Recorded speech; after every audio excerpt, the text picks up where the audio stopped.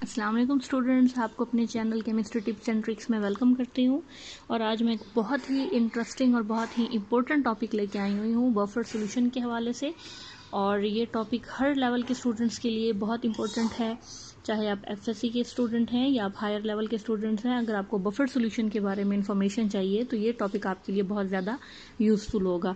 इसमें हम ना सिर्फ बफर सॉल्यूशन के बारे में पढ़ेंगे बल्कि उनकी इंपॉर्टेंस, एप्लीकेशन, उनके एक्ट करने का मैकेनिज्म, हेंडरसन इक्वेशन जो कि किसी भी बफर सॉल्यूशन की पीएच फाइंड करने के लिए यूज़ की जाती है, और टाइप्स पढ़ेंगे। तो अगर आप एफएससी के स्टूडेंट हैं और ये चैप्टर आप नहीं करना चाह रहे पेयर में, स्टिल आपको ये वीडियो बहुत ज़्यादा आप लोगों के लिए ज़रूरी है, क्योंकि इस टॉपिक में आपके पास एटलीस्ट 10 और मोर देन 10 शॉर्ट क्वेश्चन में बी फॉर्म्ड। तो ये वीडियो हर स्टूडेंट के लिए बहुत ज़्यादा इंपॉर्टेंट है। इसको ज़रूर वॉच कीजिएगा टिल दी एंड, और इसको शेयर भी ज़रूर कीजिएगा। तो हम स्टार्ट करते हैं। बफर सॉल्यूशन से मुराद क्या है? देखिए बेटा, यहाँ मैं आपको थोड़ा सा इंट्रोडक्शन बता दूँ कि जब भी हम किसी सॉल्यूशन में वर्क कर रहे होते हैं लैब्स में, ठीक है, जब भी किसी सॉल्यूशन पे हम लैब में वर्क कर रहे होते हैं तो होता ये है कि एसिडिक या बेसिक इन्वायरमेंट, थोड़ा सा एसिड या बेस डालने से उसकी पीएच बहुत ज़्यादा चेंज हो जाता है उसकी पीएच में, ठीक है। तो बफर सॉल्यूशन एक ऐसा सॉल्यूशन है जिसमें अगर आप थोड़ा सा एसिड या बेस ऐड करें तो इसकी पीएच चेंज नहीं होती, ठीक है। तो बड़ी सिंपल सी डेफिनेशन है, any solution that resist pH change या any solution that resist change in its pH is called buffer solution. अब अगर आपके पास सिंपल न्यूट्रल वाटर पड़ा हुआ है और अगर आप उसके अंदर सिर्फ 1 ml NaOH डाल देते हैं तो आप देखेंगे कि उसकी पीएच एकदम से 12 से ऊपर चली जाएगी, ठीक है ना। मतलब बड़ा ड्रास्टिक चेंज आता है बहुत थोड़ी अमाउंट में एसिड या बेस डाल देने से न्यूट्रल सॉल्यूशन में। लेकिन बफर एक ऐसा सॉल्यूशन होता है जिसमें आप थोड़ा सा एसिड या बेस डाल दें तो उसकी पीएच में जो चेंज आता है वो बहुत ज़्यादा माइनर होता है, यानी 4.34 से 4.35 हो जाएगी एंड सो ऑन। तो ये सॉल्यूशन एक्सट्रीमली इम्पोर्टेंट है, इस तरह के सॉल्यूशन, ठीक है। ये तो डेफिनेशन हो गई। इस तरह के सॉल्यूशन जो है वो एक्सट्रीमली इम्पोर्टेंट है किन फील्ड्स में, स्पेशली जब आप डील कर रहे होते हैं मोलेकुलर बायोलॉजी को। इसमें आप बहुत सारे जो हैं बायोलॉजिकल मॉलिक्यूल की स्टडी कर रहे होते हैं, इसमें आपके पास जेनेटिक की स्टडी आ जाती है। तो आपके पास जो सॉल्यूशन पड़े होते हैं उनकी पीएच जो है वो बहुत ज़्यादा इंपॉर्टेंट होती है। जैसे कि आप जानते हैं कि जो डीएनए है और जो प्रोटीन्स हैं तो इनके स्ट्रक्चर की जो मेंटेनेंस है वो सिर्फ और सिर्फ जो है एक स्पेसिफिक किस्म के इन्वायरमेंट में होती है, एक स्पेसिफिक पीएच पे होती है। तो अगर आपके पास मोलेकुलर बायोलॉजी में कोई मॉलिक्यूल स्टडी कर रहे हैं, कोई प्रोटीन का स्ट्रक्चर स्टडी कर रहे हैं, तो पीएच चेंज करने से प्रोटीन का स्ट्रक्चर ऑल टुगेदर चेंज हो जाएगा। तो यहाँ पे पीएच मेंटेन करना बहुत ज़्यादा ज़रूरी होता है। इसी तरह आपके पास जो माइक्रोबायोलॉजी है, माइक्रोबायोलॉजी जो है वो माइक्रो ऑर्गेनिज्म से रिलेट करती है, जिसमें आप बैक्टीरिया हैं, पैरामीशियम हैं, तो और कोई भी यूनिसेलुलर ऑर्गेनिज्म है तो वो भी पीएच से बहुत ज़्यादा अफेक्टेड होते हैं। तो अगर आप उनको स्टडी कर रहे हैं किसी स्पेसिफिक फूड मटेरियल की या CO2 की कंसंट्रेशन, तो सॉल्यूशन की एसिडिटी भी उस हिसाब से चेंज हो जाती है, तो फिर उनको स्टडी करना ज़रा मुश्किल हो जाता है। तो यहाँ भी हमें ऐसा सॉल्यूशन चाहिए जिसकी पीएच चेंज ना हो। इसी तरह सेल बायोलॉजी है, तो हर सेल का जो एक अपना इंटरनल इन्वायरमेंट होता है वो भी एक स्पेसिफिक पीएच पे मेंटेन होता है और पीएच से इफेक्ट होता है। सॉयल साइंसेज हैं, तो सॉयल की प्रॉपर्टीज़ अगर हम एक्सटर्नली चेक कर रहे हैं तो हमें उसकी पीएच को मेंटेन करना ज़रूर पड़ता है, हमें कोई बफर लाजमी चाहिए होता है।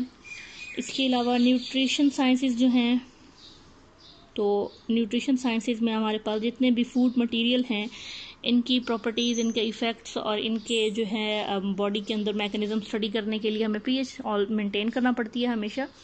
और वेरी इंपॉर्टेंट क्लिनिकल एनालिसिस, किसी भी सैंपल का जब आप एनालाइज करते हैं, किसी सैंपल को उसकी डिफरेंट प्रॉपर्टीज़ चेक करना चाह रहे होते हैं, तो वहाँ पे भी आपको ऐसे सॉल्यूशन रिक्वायर होते हैं जिनकी पीएच चेंज ना हो सके, थोड़ा बहुत जो है मीडियम में चेंज आने से, थोड़ा सा एसिड या बेस ऐड करने से। तो ये सारी जो आपके पास अलाइड साइंसेज हैं केमिस्ट्री की, इन सब में हमें ऐसा सॉल्यूशन चाहिए होता है जिसकी पीएच लाजमी मेंटेन रहे, ठीक है। तो अब हमने करना ये है,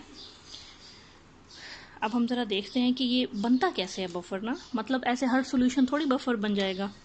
तो बफर बनाने के लिए आप कैसे बफर बनाएंगे? तो फॉर्मेशन ऑफ बफर के लिए अब आपको बेटा 3 तरह की कंडीशन चाहिए होती हैं। बल्कि मैं 2 कंडीशन यहाँ मेंशन करना चाहूँगी पहले। सम टाइम आपको एसिडिक पीएच में कोई बफर चाहिए होता है और सम टाइम कोई बफर आपको बेसिक पीएच में चाहिए होता है, ठीक है। तो अगर आपके जो बफर है उसकी पीएच जो है आपको चाहिए लेस देन 7, तो वो लाजमी सी बात है वो एसिडिक की कैटेगरी में फॉल करेगा। और अगर आपको पीएच बफर की ग्रेटर देन 7 वाली चाहिए तो वो फिर आपका बेसिक बफर कहलाएगा, अल्कलाइन कंडीशन उसके लिए रिक्वायर होंगी।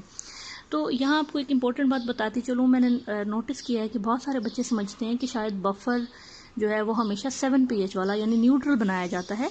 बफर न्यूट्रल बनाना भी एक रिक्वायरमेंट है, आप बनाना चाह रहे हैं तो बना लें, अदरवाइज आप किसी भी कोई भी बफर प्रिपेयर कर सकते हैं किसी भी कंडीशन के लिए। कोई एसिडिक बफर प्रिपेयर करना चाह रहे हैं या बेसिक बफर प्रिपेयर करना चाह रहे हैं किसी भी कंडीशन पे, तो आप हर कंडीशन पे कोई भी बफर प्रिपेयर कर सकते हैं। तो ये तो फर्स्ट पॉइंट ऑफ डिफरेंस है हमारे पास पीएच के हवाले से। सेकेंड पॉइंट ऑफ डिफरेंस देखिए, अगर आपको एसिडिक बफर बनाना है तो you will need a weak acid. Remember that you will need a weak acid. Strong acids के साथ कभी भी बफर नहीं बनते। और अगर आप बेसिक बफर बनाना चाह रहे हैं तो you will need a weak base. Again remember that कभी भी स्ट्रॉन्ग बेस के साथ आप बेसिक बफर नहीं बना सकते, वीक बेस आपको चाहिए होगी। या आपको वीक एसिड चाहिए अगर एसिडिक बफर बना रहे हैं और वीक बेस चाहिए अगर बेसिक बफर बना रहे हैं। एक और चीज़ आपको यहाँ पे रिक्वायर होती है, वो क्या है, वो है सॉल्ट। अब ज़रा इस सॉल्ट को देख लें कि ये सॉल्ट कैसे बनेगा। तो कौन सा सॉल्ट मतलब आपने डालना है, यहाँ पे हमारे पास हज़ारों तरह के सॉल्ट हैं। तो सॉल्ट आपके पास इसी एसिड का हो जिसका आप बफर बनाना चाह रहे हैं, यानी जो वीक एसिड आप डाल रहे हैं एसिडिक बफर में, तो सॉल्ट आपके पास उसी एसिड का होना चाहिए। और साथ में, और वो सॉल्ट किस बेस के साथ बना हो, किसी स्ट्रॉन्ग बेस के साथ। ज़रा मैं ये चीज़ आपको क्लैरिफाई कर दूं, सॉल्ट बनाने के लिए आपने जो रिएक्शन कराना होता है वो एक एसिड और बेस का रिएक्शन होता है।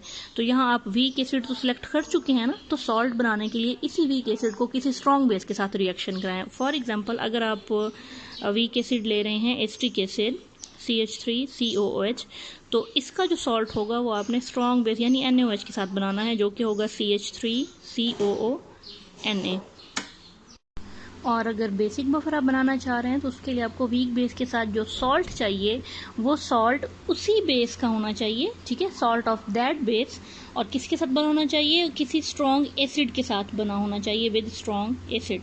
फिर वही बात, सॉल्ट जब बनता है तो किसी बेस और एसिड से बनता है ना, तो बेस यही होगी वीक वाली, लेकिन एसिड कोई स्ट्रॉन्ग होना चाहिए। अब मैं इसकी जब एग्जांपल बताऊंगी तो आपको ज़्यादा क्लैरिफाई हो जाएगा कि अगर मैं वीक बेस के तौर पे सिलेक्ट कर रही हूँ अमोनियम हाइड्रोक्साइड, तो इसका जो सॉल्ट बनाऊंगी वो किसके साथ बनाऊंगी, कोई स्ट्रॉन्ग एसिड जैसे कि HCl कह लें, तो HCl के साथ जब इसका सॉल्ट बनाऊंगी तो वो बनेगा NH4Cl। तो ये सॉल्ट है और ये बेस है। और स्पेसिफिकली ये कौन सी बेस होनी चाहिए, ये वीक बेस होनी चाहिए। और ये जनाब आपके पास सॉल्ट है और ये एसिड है, और एसिड भी स्पेसिफिकली वीक एसिड होना चाहिए। तो इस तरीके से आपके पास बफर बन जाएगा। अब पीएच अगर आपको लेस देन 7 वाली चाहिए तो आप एसिड और सॉल्ट वाला पेयर यूज़ करेंगे, और अगर आपको पीएच 7 से ज़्यादा वाला चाहिए तो फिर आपको बेस और सॉल्ट वाला पेयर यूज़ करना है। लेकिन 7 से कम कितनी पीएच आपको चाहिए और कैसे बनाएंगे, या 7 से ज़्यादा कितनी पीएच चाहिए और कैसे बनाएंगे, तो इसके लिए फिर हम सॉल्व करते हैं अपनी हैंडरसन इक्वेशन, ठीक है। लेकिन पहले मैं हैंडरसन इक्वेशन आपको सॉल्व करके बता दूं, उसके बाद मैं बताऊंगी कि बफर एक्ट कैसे करता है, यानी असल में ये जो बफर सॉल्यूशन है तो ये एक्चुअल में ये काम कैसे करता है, मतलब किस तरह ये पीएच को मेंटेन रखता है। अच्छा, अब पीएच 7 कैसे बनाना है बफर, बेसिक या एसिडिक, और किस पीएच पे बनाना है, आपको अभी क्लैरिफाई हो जाएगा जब हम हैंडरसन इक्वेशन सॉल्व करेंगे। इसके लिए मैं आपको स्टार्ट करती हूँ वेरी सिंपल एसिडिक बफर से शुरू कर देते हैं। एसिडिक बफर की हम इक्वेशन सॉल्व कर लेते हैं। बेसिक बफर की भी वैसे ही होगी, थोड़ा सा डिफरेंस होगा वो हम एंड पे लिख लेंगे। एसिडिक बफर में एक आपके पास एसिड है जिसको मैं कह रही हूँ HA, ठीक है, और जो क्योंकि वीक है तो जब वो वाटर में डिजॉल्व होगा, वाटर में, तो ये तो डबल हेडेड एरो लिखेंगे, रिवर्सिबल, क्योंकि आपको पता है कि जो रिवर्सिबल रिएक्शन होते हैं वो कंप्लीट नहीं होते, तो ये वीक एसिड है इसलिए डबल हेडेड एरो। इसका सॉल्ट हम सपोज कर लेते हैं सोडियम सॉल्ट, क्योंकि आपको पता है सोडियम हाइड्रोक्साइड वीक बेस है, तो हम सॉल्ट सपोज करते हैं NaA। ठीक है। और इसके सिंगल हेडेड एरो वाटर में क्यों? क्योंकि आपको पता है ये स्ट्रॉन्ग सॉल्ट होगा ना, तो वाटर में डिजॉल्व हो जाएगा 100% और Na+ और A- बना देगा। ठीक है, बहुत ईजी है। तो ये हमने एक बफर सेलेक्ट किया है, एसिडिक बफर। फिर से सुन लें, इस एसिडिक बफर में हमने जो एसिड डाला है वो कोई सा एसिड कह लें, HA। और जो बेस हमने डाली है, सॉल्ट जो डाला है, ये कौन सा कंपोनेंट है? ये एसिड वाला कंपोनेंट है। HA इसलिए लिखा for any acid, H formic acid भी हो सकता है, एसिटिक बेसिक भी हो सकता है, एनी वीक एसिड। और Na जो है ये सॉल्ट है इसी एसिड का है ना, तो इसलिए A आया हुआ है। ठीक है ना। जैसे अब फ़र्ज़ करें, मैं यहाँ पे आपको थोड़ी सी चीज़ क्लैरिफाई करती जाऊँ कि अगर फ़र्ज़ करें आपके पास ये एसिड था, तो CH3COO जो है ये A होगा, तो यहाँ पे भी होगा CH3CO, यहाँ पे भी होगा CH3CO। ठीक है, क्योंकि A एनाइन बेसिकली कहा जा रहा है। A से हमारा मतलब है एसिड का एनाइन। हर एसिड में एक तो H+ होता है ना, और एक फिर नेगेटिव चीज़ जो होती है उसको एनाइन कहा जा रहा है। अच्छा, अब आपने करना क्या है? अब आपने इससे आपको पता है कि हम एसिड के लिए Ka लिख सकते हैं। Ka वैसे एसिड्स के लिए ही लिखा जाता है। तो इसमें आपके पास प्रोडक्ट अकॉर्डिंग टू Kc वाला जो हमने सारा फिनोमेना पढ़ा है वो यहाँ पे लिखेंगे। प्रोडक्ट की कॉन्सेंट्रेशन ऊपर और रिएक्टेंट की कॉन्सेंट्रेशन यहाँ पे नीचे।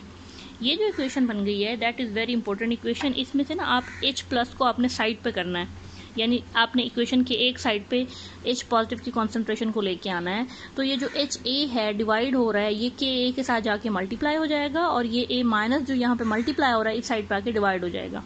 तो क्या बनेगा ज़रा देखिए, हमारे पास बन जाएगा, एक साइड पे हमारे पास आ जाएगा H+ और दूसरी साइड पे हमारे पास आ जाएगा Ka के साथ जनाब मल्टीप्लाई हो रहा होगा HA, क्योंकि ये उधर डिवाइड हो रहा था, और डिवाइड हो रहा होगा A- क्योंकि वहाँ पे ये मल्टीप्लाई हो जाएगा।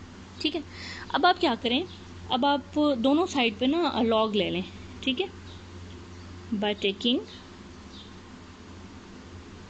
Log on both sides. आपको पता है मैथमेटिकल ऑपरेशन है ये, दोनों साइड्स पे इक्वेशन की अप्लाई होगा। तो ये सिंपली बन जाएगा लॉग H+ और ये बन जाएगा लॉग Ka इंटू HA/A-। अब यहाँ पे अगर आपको एक लॉग का जो एक रूल है वो आपको याद हो, तो जब लॉग हम दो ऐसी चीज़ों का लेते हैं जो प्रोडक्ट हों तो अलग अलग लॉग के साथ प्लस हो जाते हैं। यानी मैं यहाँ पे ये रूल आपको रिमाइंड करा लूँ कि अगर आपके पास लॉग A इंटू B हो तो वो लॉग A+ log B हो जाता है। ठीक है, तो ये भी तो दो चीज़ें हैं। कौन सी दो चीज़ें हैं? मैं आपको बता दूं कि एक चीज़ Ka है और एक चीज़ ये सारा है। ये दो चीज़ों का प्रोडक्ट है, तो इन दोनों को अलग अलग लॉग के साथ हम ऐड कर लेंगे। तो ये क्या बन जाएगा, log H+ equals log Ka plus log HA/A-। चलें जी, अब आप ऐसा करें, इस पूरी इक्वेशन को माइनस से मल्टीप्लाई कर दें, माइनस साइन के साथ। ठीक है, तो हम क्या करेंगे, जब इसको मल्टीप्लाई करेंगे तो ये क्या बन जाएगा, multiply equation with minus sign, यानी सारी इक्वेशन नेगेटिव कर दें तो आपके पास ये बन जाएगा माइनस लॉग H+, ये बन जाएगा माइनस लॉग K, और ये बन जाएगा माइनस लॉग HA/A-, इनकी कॉन्सेंट्रेशन। अब ये माइनस लॉग H+ कहलाया जाता है pH, माइनस लॉग K कहलाया जाता है pKa, और ये जनाब माइनस लॉग ऐसे ही रहेगा क्योंकि ये pKa तो नहीं बन सकता इसका, लेकिन अगर आप इसको माइनस को प्लस करना चाहेंगे तो ये इन्वर्ट हो जाएगा, A- ऊपर आ जाएगा और HA नीचे आ जाएगा। अब फाइनल जो फॉर्म हमारे पास इक्वेशन की बनी है उसको मैं इस तरह लिख सकती हूँ कि pH जो है वो किसके इक्वल होगी, pKa प्लस लॉग, यहाँ पे है जी कॉन्सेंट्रेशन किसकी, A नेगेटिव एनाइन है ना, तो ये सॉल्ट से आएगा हमारे पास। ठीक है, जबकि HA क्या है, ये एसिड की कॉन्सेंट्रेशन है। ये बहुत इंटरेस्टिंग इक्वेशन है, ज़रा इसको गौर से देखिए। अगर आपने अपने बफर की pH फाइंड करनी है ना, तो आपको जो एसिड आप यूज़ कर रहे हैं बफर बनाने के लिए, जो वीक एसिड यूज़ कर रहे हैं, उसकी pKa में आपको ऐड करना पड़ेगा किस चीज़ का लॉग लेके उसके सॉल्ट की जितनी कॉन्सेंट्रेशन आपने इस्तेमाल की और उसके एसिड की जितनी कॉन्सेंट्रेशन, यानी फ़र्ज़ करें अगर आपने सॉल्ट और एसिड बराबर मिकदार में इस्तेमाल कर लिए, यानी दोनों आपने सोल्यूशन में 1 मोल अगर डाल दिए, फ़र्ज़ करें 1 मोल, ठीक है, तो ये कैंसिल आउट हो जाएंगे, ठीक है। इनका लॉग 1 का लॉग 0 होता है, तो आपके पास pH डायरेक्टली pKa के बराबर आ जाएगी, ठीक है। तो इस तरह आप पूरी रेंज आप एसिडिक बफर की बना सकते हैं। आपने क्या करना है, आपने जो वीक एसिड लेना है उसकी अमाउंट कैलकुलेट करते जाएं, उसकी कितनी मोलैरिटी डालनी है और सॉल्ट की कितनी मोलैरिटी डालनी है, इस हिसाब से आंसर डिफरेंट आते जाएंगे और फिर आपके पास डिफरेंट pH बनती जाएंगी। तो जो आपको रिक्वायर्ड pH हो वो लिख के यहाँ पे एसिड या सॉल्ट किसी एक की कॉन्सेंट्रेशन मॉडिफाई करके आप अपनी डिजायर्ड pH ऑब्टेन कर सकते हैं, ठीक है। और एक और इंटरेस्टिंग बात कि अगर मैं यही इक्वेशन बेस के लिए लिखूं तो वो तो कुछ इस तरह बनेगी ना, POH, क्योंकि बेस तो OH प्रोवाइड करती है ना, और PKB plus log salt over base. तो यहाँ पे भी आपने सॉल्ट और बेस की अमाउंट चेंज करते हुए और PKB हर बेस की जो स्पेसिफिक वैल्यू होती है उसको इस्तेमाल करते हुए एनी डिजायर्ड POH बना सकते हैं। बस अगर आपको pH फाइंड करना होगी तो फिर आपको पता है कि आपको 14 में से POH को माइनस करना पड़ेगा, क्योंकि pH और POH दोनों का सम 14 होता है। तो इस तरीके से आप किसी भी एसिडिक या बेसिक बफर की कोई भी pH वाला बना सकते हैं। सिंपली आपको क्या करना पड़ेगा, इनकी कॉन्सेंट्रेशन देखना पड़ेगी कि मैंने पानी में कितने मोलर सॉल्ट डालना है और कितने मोलर एसिड डालना है, और उनकी मोलैरिटी यहाँ सॉल्व करके pK वैल्यू में ऐड करके आपके पास डिजायर्ड pH आ जाएगी। तो ये बड़ा इंटरेस्टिंग था ये टॉपिक, ये लॉन्ग क्वेश्चन के तौर पे भी सम टाइम अपीयर हो जाता है। और ये है हैंडरसन इक्वेशन जनाब। This is the Henderson equation for acidic buffer and this is the Henderson equation for basic buffer. तो इस इक्वेशन की इंपॉर्टेंस ये है कि हैंडरसन इक्वेशन को यूज़ करते हुए हम अपने बफर की pH कैलकुलेट कर सकते हैं। बस हमें क्या चीज़ पता होनी चाहिए, जो वीक एसिड यूज़ कर रहे हैं उसकी pKa कितनी है, जो वीक बेस यूज़ कर रहे हैं उसकी pKb कितनी है, और जो सॉल्ट और एसिड हम यूज़ कर रहे हैं या सॉल्ट और बेस यूज़ कर रहे हैं उनकी मोलैरिटीज़ कितनी है। मोलैरिटीज़ इसलिए मैं कह रही हूँ कि बफर सोल्यूशन होता है, हमेशा वाटर में बनाया जाता है, तो इनकी कोई ना कोई अमाउंट डिज़ोल्व की जाएगी। अब मैं आपको ये बता दूं कि बफर एक्ट कैसे करता है, ठीक है। ये हमारा बड़ा इंपॉर्टेंट टॉपिक रह गया है आखिरी, हाउ डू बफर एक्ट। तो इसके लिए मैं आपको ना एग्जांपल लेती हूँ, एसिडिक बफर की ले लेती हूँ। ये बफर है आपके पास, इसमें ये एसिड है, ठीक है, और ये रिवर्सिबल रिएक्शन है और ये कुछ हद तक आयनाइज होके एनाइन और कैटाइन बना चुका है, और इसके साथ ही इसका जो सॉल्ट है CH3COONA ये 100% आयनाइज होके अपने आइंस बना चुका है, ठीक हो गया। ये अब सिचुएशन, सॉल्यूशन में हमारे पास ये चीज़ें हैं, ये सिचुएशन है। इस सिचुएशन में आपने जनाब क्या ऐड किया, आपने थोड़ा सा एसिड ऐड किया, H पॉजिटिव। जैसे आपने H पॉजिटिव एसिड ऐड किया तो इसकी कॉन्सेंट्रेशन बढ़ गई, और ये प्रोडक्ट है। तो आपको पता है कि हर रिवर्सिबल रिएक्शन में according to Le Chatelier principle, if the concentration of product is increase the reaction goes in backward direction. तो जितना एसिड आप डाले जाते हैं, जितना H पॉजिटिव डाले जाएंगे, वो उस एसिड के एनाइन से मिलकर रिएक्शन को बैकवर्ड करता जाएगा और आपके पास अनडिसोसिएटेड एसिड बनता जाएगा। तो pH आपके पास वही रहेगी, वेरी सिंपल।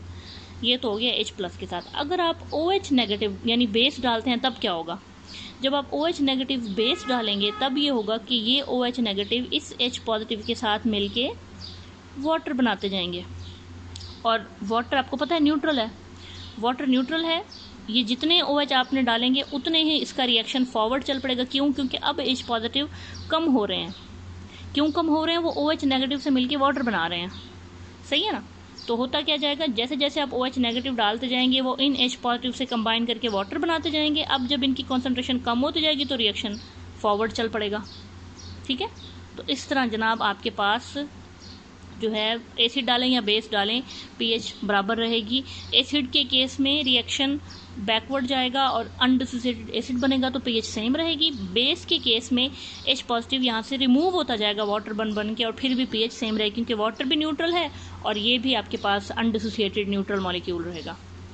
अब यही कहानी हम ज़रा दोहराते हैं बेसिक बफर के साथ। ये देखिए जनाब, NH4OH is a weak base it dissociated to give us NH4 positive and OH negative, और जो इसका सॉल्ट है NH4Cl वो हमें NH4 पॉजिटिव और Cl नेगेटिव की फॉर्म में मिलेगा। अब हम क्या करेंगे, इस केस में जब हमने एसिड ऐड किया यानी H+ ऐड किया तो वो H+ इस OH नेगेटिव के साथ मिलके आपको वाटर बनाता जाएगा। तो जितना H पॉजिटिव डालेंगे उतना ही ये रिएक्शन फॉरवर्ड चलेगा, क्योंकि OH नेगेटिव उसके साथ रिएक्ट करके वाटर बनाता जाएगा, इसकी कॉन्सेंट्रेशन कम होती जाएगी तो रिएक्शन फॉरवर्ड चलता जाएगा। अब देखिए, जब आपने OH नेगेटिव यानी बेस डाली तब क्या होगा, OH नेगेटिव की कॉन्सेंट्रेशन बढ़ने लग जाएगी और वो इसका प्रोडक्ट है। तो जब इसकी कॉन्सेंट्रेशन बढ़ेगी तो according to Le Chatelier principle, when the concentration of product is increase reaction moves toward backward. तो दोनों में कहानी एक ही है, फ़र्क ये है कि यहाँ एसिड डालने के केस में रिएक्शन बैकवर्ड जाएगा, यहाँ बेस डालने के केस में रिएक्शन बैकवर्ड जाएगा और दोनों केसेस में सॉल्यूशन न्यूट्रल हो जाएगा। यहाँ बेस डालने के केस में वाटर बनेगा और सॉल्यूशन न्यूट्रल हो जाएगा, यहाँ एसिड डालने के रिजल्ट में वाटर बनेगा और सॉल्यूशन न्यूट्रल हो जाएगा। तो दोनों की कहानी जी बिल्कुल सेम है, बहुत सिंपल, बहुत आसान टॉपिक। उम्मीद है आप सब लोगों को ये पसंद आया होगा। अगर आप कोई भी टॉपिक किसी भी लेवल की केमिस्ट्री का समझना चाह रहे हैं वीडियो में, तो आप कमेंट सेक्शन में मुझे इन्फॉर्म कर दीजिएगा, मैं उसके ऊपर जल्द ही वीडियो बना के अपलोड कर दूँगी। और वीडियो को पसंद करने का शुक्रिया, इसको लाइक ज़रूर कीजिएगा। अल्लाह हाफिज़।